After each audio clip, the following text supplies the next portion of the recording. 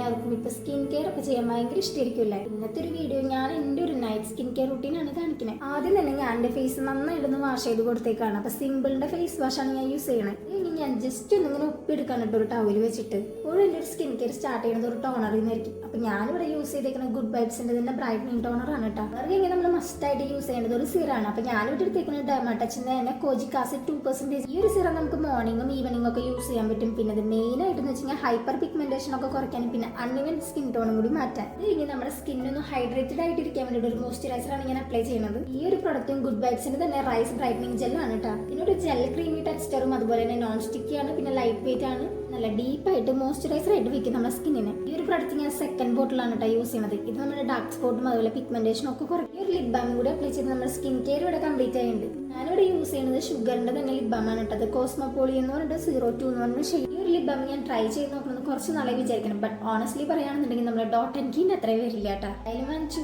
ഇനിയിപ്പോൾ യൂസ് ആക്കിയല്ലേ പറ്റൂ. ഞാൻ എൻ്റെ ഹെയർ ഒക്കെ ഒന്ന് ടൈ ആക്കി വെച്ചിട്ടുണ്ടെങ്കിൽ എന്തായാലും ട്രീറ്റ്മെന്റഡ് ആയിട്ടുള്ള ഹെയർ ആയിട്ട് നമുക്ക് മെടങ്ങിടല് റിസ്ക് ആണ്. ഞാൻ ജസ്റ്റ് ഒന്ന് ബണ്ണിട്ട് വെച്ചോളൂ. അപ്പോൾ ഇത്രയേ ഉള്ളൂ എൻ്റെ ഒരു നൈറ്റ് സ്കിൻ കെയർ റുട്ടീൻ എന്ന് പറയുന്നത്. ഇത്ര വലിയ റുട്ടീൻ ഒന്നും അല്ല കേട്ടോ. ഇറ്റ്സ് ജസ്റ്റ് ബേസിക് റുട്ടീൻ ആണല്ലോ. ആദ്യമായിട്ട് നമ്മുടെ ചാനൽ കാണുന്നുണ്ടെങ്കിൽ ജസ്റ്റ് ഒന്ന് സബ്സ്ക്രൈബ് ചെയ്യപ്പെട്ടേ.